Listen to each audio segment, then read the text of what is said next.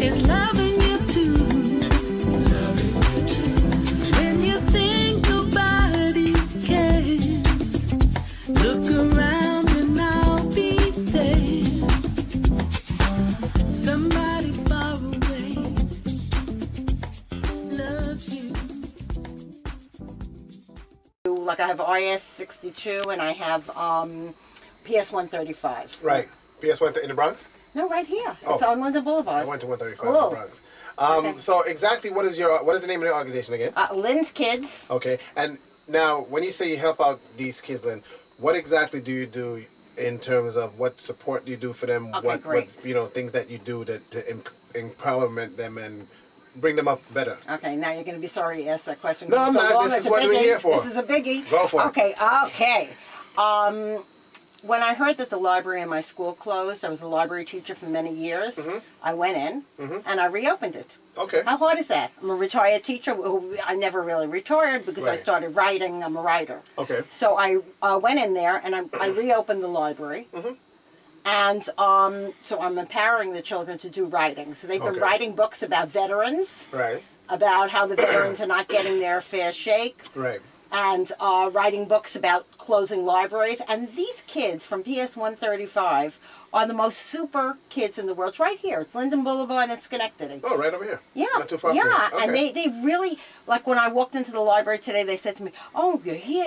You know, I go there 3 days a week, and then I work in RS-62 2 days, which is a junior high school." Okay, so you basically have workshops there Yes. for kids after after school programs and stuff like that. Right, exactly. Okay. Exactly. Now, with Lynn's Kids, are you trying to broaden your horizons? In other words, I know you're here in Brooklyn. You're doing stuff in Brooklyn. Will you Yes. be going to the other boroughs Yes. outside of the boroughs? Yes, we're also going to be doing some work in the Bronx. Okay. We're going to be doing some work in Queens. I have people trying to look for schools in every borough. We are willing to come into every borough, not only to open libraries, but to help children, to empower them. Right. What we're doing with Saving Souls, which is my other corporation, Okay. Saving Souls, we're going into shelters. Okay. And we're taking sheltered children. Okay. We're starting out in Bushwick. We're taking sheltered children out for outings. They don't go That's good. anywhere. They come home from school. They have to stay in the shelter. Right. And I can't mention the shelter because it's a privacy Private act. shelter, right. But it's in Bushwick, and I call it Bowling for Bushwick, and we're going to take them once a month on a different outing. Okay. And then on Sundays, I'm going to be spending a couple of hours there teaching children to write. I mean, writing in journals, journal writing. Okay. And possibly if they get those feelings out, they're going to feel better about themselves. Definitely. I think if they go outside of their environment, something different. Yeah, and They'll feel better. Right, and maybe they'll think that maybe somebody cares about them. Exactly. That's a nice The thing. system has swallowed them up. Right.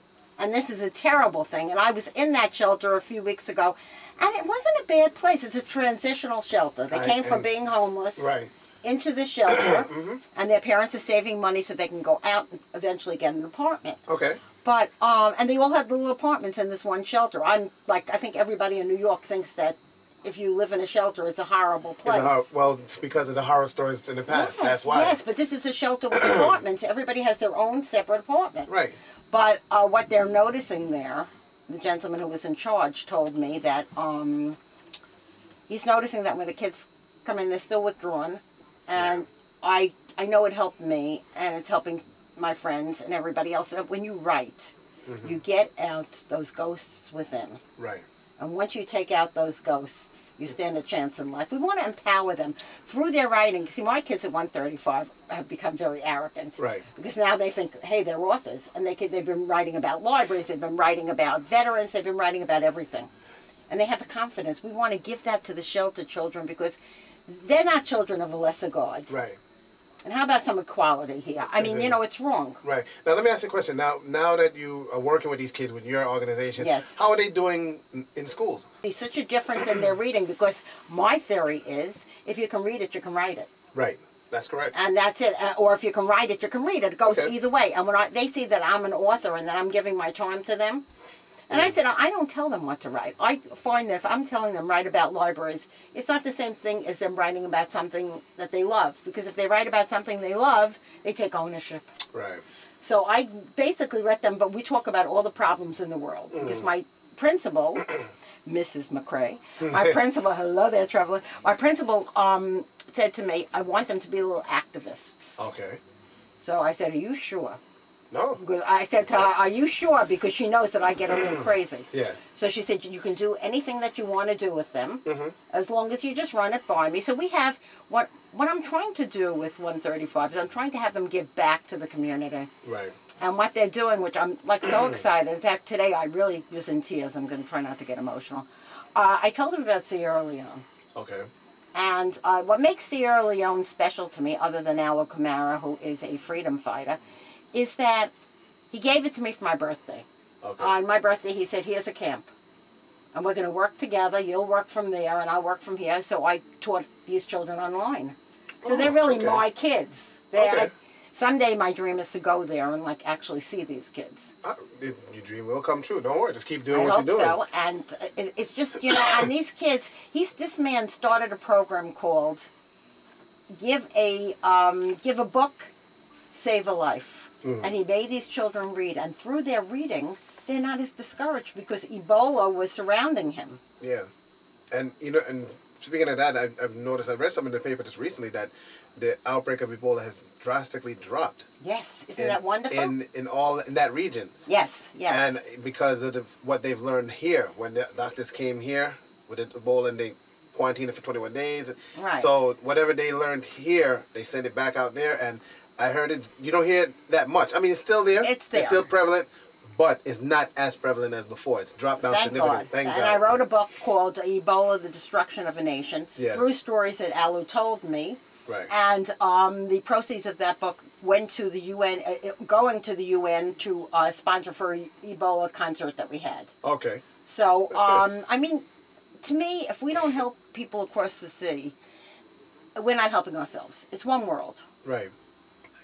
And what's happening here, to me, is worse than across the sea because we're like a third world nation. You don't want to even get me started on this. No, we won't get started on that. No, We'll be here all night. No, exactly. I gotta go to work in the morning.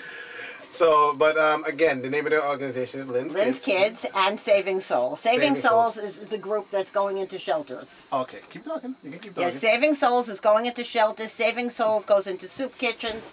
Saving Souls is going to start to run, I never told you about this, is going to start to run a rape hotline.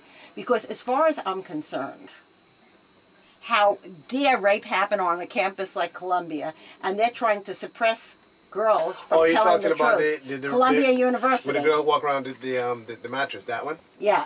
But I mean, it's happening. Well, there are 23 children raped. 23, I call them children. 23 girls raped in Columbia, and the university is telling them, "Don't say anything. We'll take care of it." And it happens to be that it took one gutsy lady. If you guys, for those who don't know what we're talking about, there was an actual incident where a young lady was date raped by a gentleman, and nothing came out about it.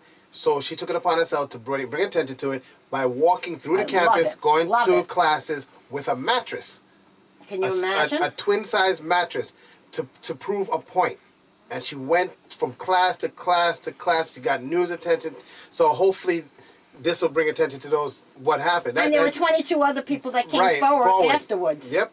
And our public advocate, who I volunteer at. What happened? What was the outcome? I didn't even know. The outcome is that they had to get rid of the students, the rapists. In the beginning, they didn't. And the point about rape, which really, I have 4 books about rape, but the point about rape, which bothers me the most, is that if I want to dress and I want to look nice, and a man rapes me, are they going to say because it's the way that I'm dressed? That's not right. We can wear whatever we want to wear, whenever we want to wear it. How dare a man think that this gives them the right to come out and do that to these girls. So the parents finally got on board with it. Right. And Columbia had to like sort of back away because, and thank God for Letitia James, our public advocate. Okay. Who I volunteer for too. Yes, I know who. And yes, and she really put up a big fuss with this. Yeah, you know, I mean, how do you allow this? It is a big fuss. It's a big fuss, just like the incident that happened in the school in, I think I'm gonna get it right. It's in Wisconsin recently. Yeah, I know. With those students, they kicked the whole fraternity out. They told them they had 24 hours to get out because of what they were doing. You know? Can you imagine? Yeah, the whole fraternity group, sorority group, all of them. I think that we have to. I think we have to revamp New York. I think we have to get rid of. Sadiq, don't kill me. I think we have to get rid of the entire police force. I think that our problem is that our police are absolutely impossible.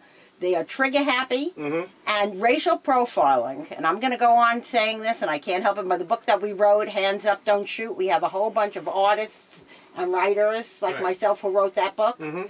How dare the police be so trigger happy? Right. And you know what? I don't care what Trayvon looked like. But if it was my son and I woke up the next morning without my son, Right. I might have even been angrier than this mother. I don't know if I could have controled myself. And this just happened again over the weekend. Yes, did you hear? I'm just watching it in there. It happened again over the weekend. In Pennsylvania, wasn't it? No, I think it was in Wisconsin again. Yeah, but something else happened to Pennsylvania. Really? I didn't hear that. I just heard that while I was sitting there waiting for you. Yeah, there was an incident where a 19-year-old was shot and killed by the police, and he was unarmed. So now, again, how could this? I have to ask you that. How could this happen? I mean, maybe I'm like just so upset about it because I really care about kids. Let me tell you, it's one of the things is with people, police nowadays is how they perceive minorities. You understand? So automatically they see a minority, oh my God, we're threatened. You understand? Case in point, I got pulled over, I got pulled over once, and I got stopped by the police once, guns drawn. If I'd have ran, I'd have got shot. This is what I mean. You understand what I'm saying? I would be afraid if I was stopped by the police today. How do you know? The first instance I was coming, I'm in a true story. This is years ago. I was coming from the store and I had a bag with this food in the bag. And I see the police car next to me and I'm walking down the street. He cut me off in front of somebody's gate. When he cut me off in front of somebody's gate, they pulled up, the two of them jumped out, pulled out their guns. Oh my God. This is before they had knives, they had revolvers then. And what's in the bag? I said, food. I didn't run. I stood right there. Because the minute you run, so glad. this is around the time when the Yusuf Hawkins incident. Oh. This is around that time. So anyway, so I didn't run. He looked in the back. He saw food in there, and there was a lady sitting on her porch. She saw the whole thing. Leave that young man alone. He's not doing anything. He didn't. So said, oh, we see a guy fit your description running around with a 9mm. Or I said to him, oh, you see a black man running around with a 9. That's just the whole thing. Exactly. So that and the same thing. I was driving and it did the same thing. So we can equate. Yeah. This is why we have to get peace here. See, and the thing is a double sword thing, because some of the people out there's people that respect the authority, but then there's the ones that don't respect the authority and that make it bad for the. You know what I'm saying? So it's right. But it's like that in every case. Exactly. There are bad people in every. There's bad people, good cops, bad cops, but you don't know who's who. And you know, I wouldn't trust one of them. I'm sorry. sorry. I'd stay home. I do my radio show. I play out on the weekends when I do my functions. I go home. Where's DJ Bandit? He's home. I don't hang out on the street. You understand? No, you can't. No, you can't. Hang out on the street. And now it's getting warmer. It's getting warmer. Get worse. It's 57 degrees. It's going to get worse. The thing is, people have to use self-vigilance, whether it's cops or people. It's not even just minorities either. It's everybody. It's everybody. Exactly. And what I'm seeing in schools, and I have to say this, is that what I'm trying to do, I'm doing a project called Cultural Bridges. Right. And we're sending packages across the sea. Okay. Children from all different kinds of races and religions. Because what I see here is that the World Trade Center is over. Let's get over it. You know, I used to work there. And, right, let's get over it. I was in that building. That was my building. Right. Oh, really?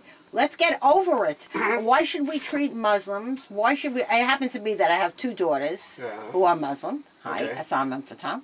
And they stay at my house whenever they come in, which is one thing. I consider them my daughters. I love them. Right. And yet the way people looked at them when they came to my house, this is what Lynn's Kids is trying to do. We're trying to erase the cultural stereotypes. That's correct. Because everybody look at a Muslim, automatically they're a terrorist, and that's not right. The people I love most in the world are Muslim. They say that just because of some one or two radicals, they feel that all Muslims. I have friends at work, my current that are Muslim. They deter everything. Talk good, no problem. I'm not intimidated by none of them. Sometimes I take the Metro North. And there's an actual Muslim gentleman. He's a train conductor. I don't get scared. Let's go on the train, sit down. Why would you get scared? Because that's ridiculous. Right. That's what we do in New York. Yeah. We have a terrible mentality in New York. New York isn't what it was. Yeah. We hate everybody. Oh, yeah. And if somebody does something wrong and he happens to be black Yeah. Somebody does something wrong and it's a woman and she happens to be white and she gets raped. It's my fault immediately because of the way I was dressed. Right. This is New York mentality. It has to stop. And to bring that topic back up, like there's 3 people in North Carolina just last month. This guy did not like them because they were Muslim. He shot and killed them. I know. I read about North Carolina. that. Terrible. North Carolina. Terrible. Yeah, How do you do that? They were all med students. And see, but this is what I'm saying. This is what Lynn's kids is trying to do. We're trying to erase the cultural stereotypes. So I have my kids in PS 135 are sending packages to our son's kids in Morocco. They're sending packages to Mubarak's kids in Morocco. They send packages already to Oman, to Sierra Leone. Right. Let them learn. And what they're learning by writing letters to each other is that children aren't different. Right. Everybody's the same.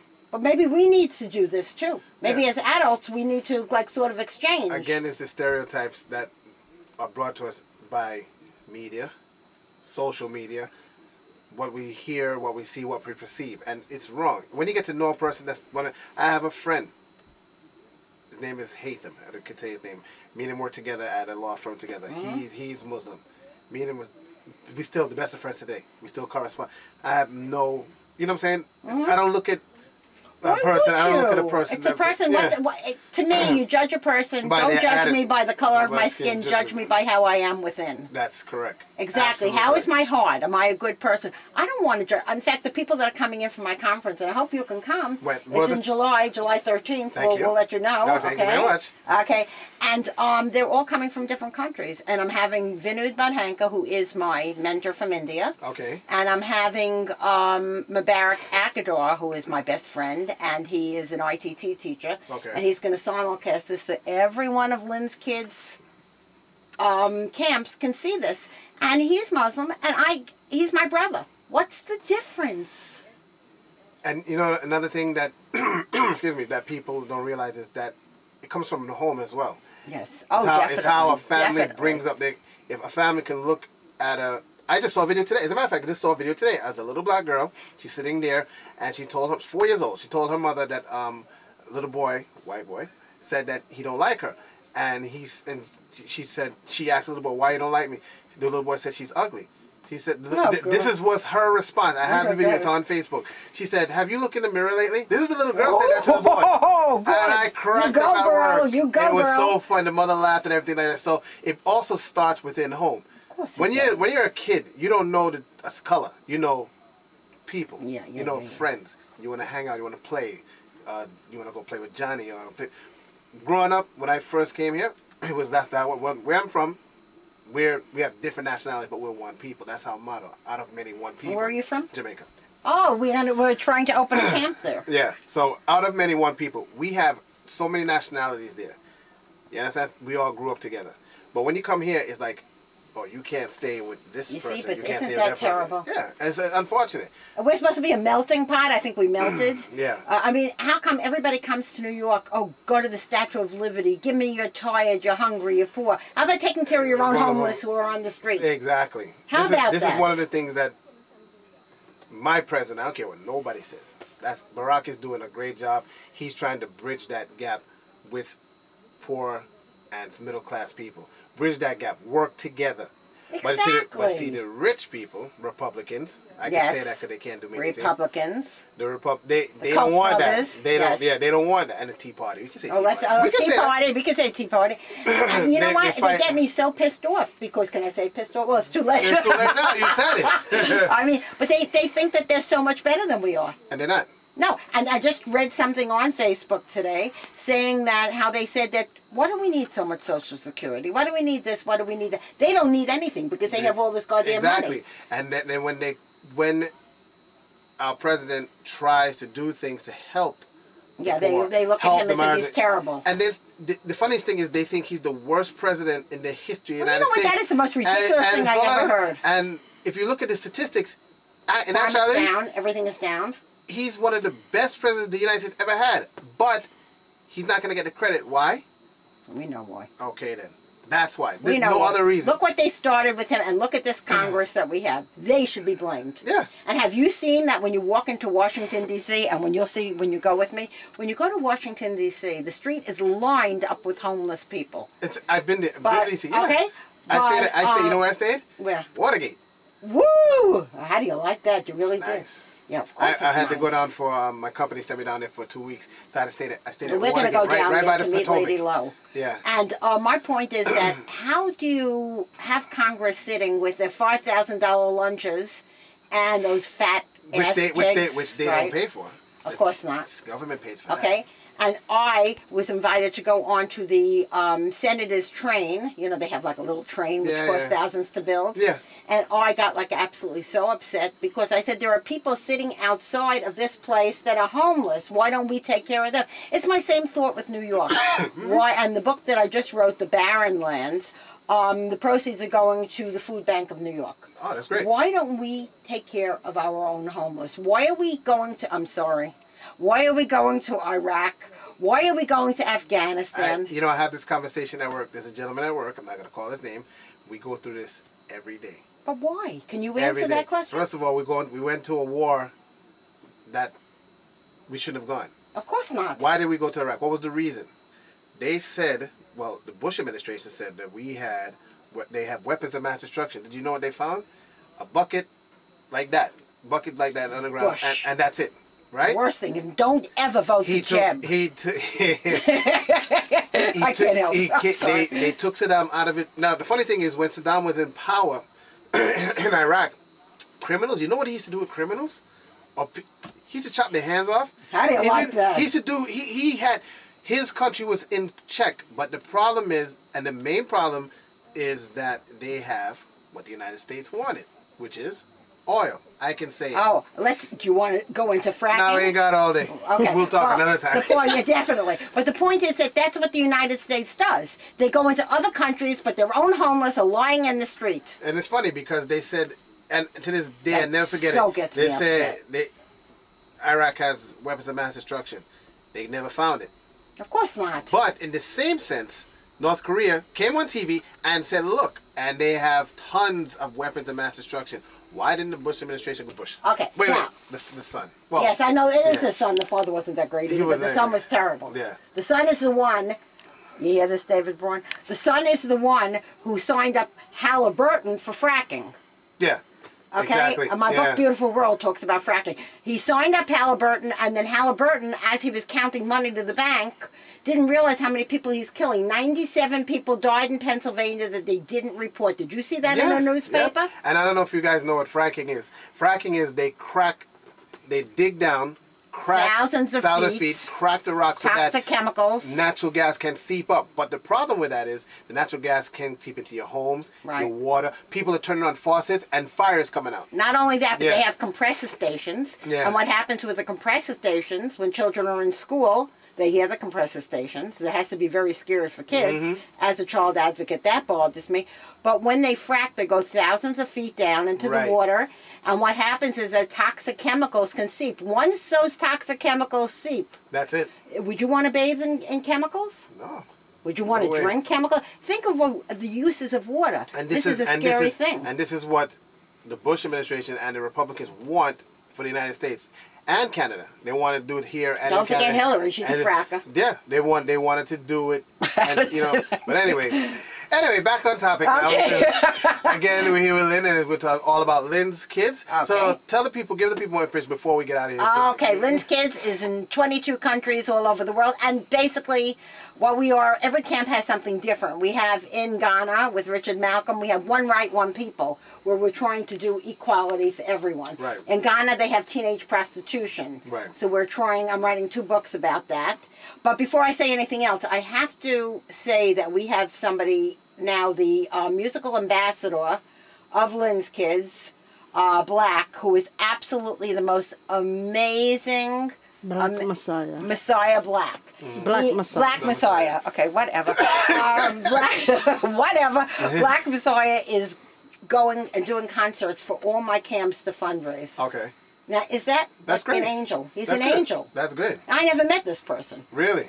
So I'm saying to you that if we prejudge people just because of the color of their skin, then what kind of people are we? I never met this guy. This guy's doing more for me than any white person did. So I just have to say that. That's good. That's excellent. So once again, tell the people about Lynn's Kids and how they can get information on it. And Well, where you they can go. get Lynn's Kids. You can go on Facebook, And you can go to Lynn's Kids. We have Lynn's Kids International. We have Lynn's Kids Foundation. We have Lynn's Kids. Also, you can go to my favorite website, www.savingsouls.net/ and there you'll see all the wonderful projects that both Lynn's Kids and Saving Souls is doing. Right. And I think that, you know, with Saving Souls, we're really out there helping people. We're going to be on the steps of the library, the 42nd Street Library, because they're closing libraries and downsizing them because of our... They're not closing that library, are they? They're closing the one in the downtown big Brooklyn. One. Oh, okay, not the big one. The Brooklyn Heights Library is a library that has serviced as a research library. They're closing, and why are they doing that? Do you know why they're closing libraries? It has to do with the Republicans. No, well, hello, everything has to do with that. They're closing libraries because they're opening condos. Just what Brooklyn Heights needs is another condo. See, and why are they opening condos? Prime real estate. Exactly. Come on. Okay, bingo. And what happens is, our children, you're closing the door to education. That's why my children wrote like 6 books about libraries. Right. And that's when they built the Barclay Center. That was supposed to build the Barclay Center and build affordable housing. Those houses are not affordable. Do you see anything affordable There's there? nothing affordable over I there. can't afford it. Can you? Yo, their rents are crazy over there. But I'm saying, but what they're doing is by selling off of public assets, they are killing our children. Right. If you close a library, you are closing the doorway to knowledge. And if you close a school library, where many libraries are closed in schools, because they're not going to have retired people coming back or other people coming back to do this. Now, the point is that if you are retired and you are sunning yourself and you have nothing to do, get into a school and see if you can help them. Because that's very important. I mean, our kids deserve a better education. They certainly deserve libraries. So you can meet me on the steps of the 42nd Street Library with my publicist, Miss Teresa Kemp. Since I met her, I haven't rested one day. And, I wonder why. At 12 o'clock on Friday, we are going to be saying some words to Mayor Bill, who promised me that he was not going to close libraries. He held my book, What Our Libraries Mean to Us. My children wrote it. I need to talk to him. Can you imagine that man? I got to talk to him. I think that we should just like get rid of him. The problem with he's trying to do too much to please Republican constituents. Yeah, but he has to take care of kids. He got to worry about. They're our future of tomorrow. He's trying to please everybody, and he's not. He need to chill out. Relax. Exactly.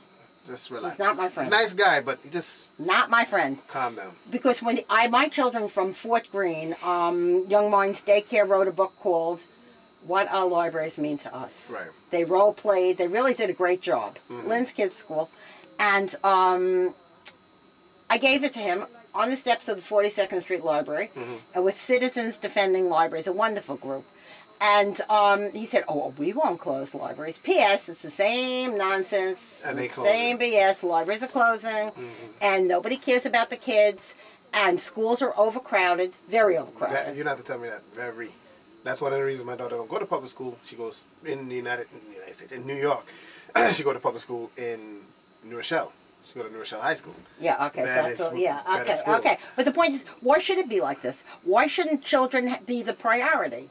Yeah, exactly. I mean, if children are not considered the priority, what is tomorrow going to be like? Because they're supposed to be our leaders of tomorrow. Yeah, exactly. But if you're taking that away from them, what kind of a tomorrow are we going to have? Exactly. So that's why I have Lynn's Kids. So we're trying to help. We're out there rallying all the time. All right. You can always see me anywhere in New York, and come on to Facebook and see the things that we're doing and help kids. I don't care if you don't help them through Lynn's Kids. You can donate on Saving Souls. But that's not my point. My point is you have to help children, any children, whether they're from Ghana or they're from here. They're our brothers and our sisters. We never know when we're going to wind up in Ghana. We want to be treated the same way as we're going to, so we have to treat others the right way too. All right. I have a gentleman that's in the chat room. He goes by the name of Ruddy Campbell. He's in Canada, Toronto. He says, "Good evening." He wanted to know your name. Her name is Lynn. Hi, Ruddy. Ruddy Campbell, big artist. He asked me, "Who are you?" Just tell Ruddy, will you be expanding to over north of the border? We're going to be everywhere. Everywhere that will take us. I'm trying to open up, and we have to discuss this. I'm trying to open up a camp in Haiti because I'm learning that there are so many needs there. Good. I'm trying to open up a camp in Canada. Go ahead, keep talking. We're trying to open up camps all over. In Jamaica, so if we have, now let me explain what the camps are. So if I start getting 500 calls asking me, "Are you going to open a camp there tomorrow?" The answer is this: if we can find directors who are willing to work the camps. We don't send money, we send supplies. And I teach lessons, I send lesson plans. I'm Okay. online, she'll tell you all night. Mhm. So I will teach online. Okay. So just, you know, if you want to camp in your area and you can find somebody who's willing to run it. I met a wonderful young man who is going to Tel Aviv. Okay. And he's opening Lynn's Kids Tel Aviv. I would love Really? to get a camp in Palestine. That's great. That I would love. I had a Lynn's Kids in Pakistan, but I'd love a camp in Palestine. Now, with your organization, are you getting any donations, any Well, help? we're hoping. So- That's what she's here for. we're hoping to get some. Well, we are. We're getting some small ones in, but we need some bigger ones. All right. So we're out this. You can go to savingsouls.net/ and donate. And you're helping children because, like I said before, what would our world be like tomorrow if we don't help them today? Exactly. Lynn, thank Yes, you for coming by. my pleasure. I know you were excited, I heard. Yes, I was. It's just and she radio. just doesn't stop talking about you. I have no idea why. And Uh-huh. and I get embarrassed and I start blushing. Oh, we don't take any calls? People don't call in or anything? No, I don't want to wake Oh, up. okay. It was just me and you. Forget about them. Me and you. But anyway, I want to thank you for taking time out My to come pleasure. My pleasure. And you- Thank you for having us. in. And come back. I More certainly when you have will. more progress, let me know what's going on. I certainly will. I hope you'll come to our July 13th thing. Yeah, if you invite me, I'll be Well, there. she'll invite you. Well, I'll be there. Okay, cool. Okay. Cool. Nice to meet Wonderful. you. Thank and you he's so much. also Thank going you to be very, our very DJ when we do our fundraisers if he's available. Then If I'm there's- available, I'm very busy. Oh, I was busy last time, tired. how do you say no to her? No. You think I can't do it? I can do it. Thank you so much. No problem. Website once more. Okay, it's http://savingsouls.net/. There Thank you go. you. All right. Oh, wait. Hold on. Oh. Ronnie has a question. Okay, go ahead. The question is, I guess her passion seems to be about the next generation. Can she let us know what's the plan of attack to save our children? Okay, Go. empowering children, teaching children that they can be leaders. We don't have to lead them. Believe me, they're smart enough to lead themselves. My children in 135 are writing books. They are super. Empower them. Get them out there to help their communities and give back. Once they do this, they won't stop, and then we have a better world. Mm-hmm. And involve children all over the world. We have a project called Cultural Bridges, where we exchange cultural boxes from one country to another, teaching children that we're not different. All right. I guess that answers the question. Again, thank you for the reason. Thank you. The reason we're not taking any calls is a problem with the phone line. Oh, every place we go, There's a problem with the phone line. Okay, no problem. So it is still. Poor working Richard on it. Malcolm and God. Oh, they wanted to call in? Yes, Oh, he good. wanted to call in. Call. The phone, I don't know if it's not working properly. Okay, don't worry about it. Yeah. So Okay, thank you next so time, when the much. phone lines are working. Oh, thanks, Lynn. Thank you, Roddy. My pleasure. All right, thank you again. Okay, for coming. thank you. Bye-bye. Well, she says thank you again. It's Lynn's Kids. Thank you for stopping by E2 on Air Radio. Thank you. No, thank you. Tell Mr. Rudy Campbell hello. I from will Mama tell T. her. Tell him. Roddy. Teresa says hello. I don't call her Mama T. So don't. Her name is Teresa. Please, Teresa Kemp, EMMP manager. You'll never hear me say Mama T. Me, no sir. She told me to tell you great. hello. Thank you. And handsome too, right? Yeah. Thank you. How come she said you can't? Thinking of you. Somebody far away is loving you too. When you think nobody cares, look around and I'll be there. Somebody far away loves you. Somebody far away cares about you. Cares about you.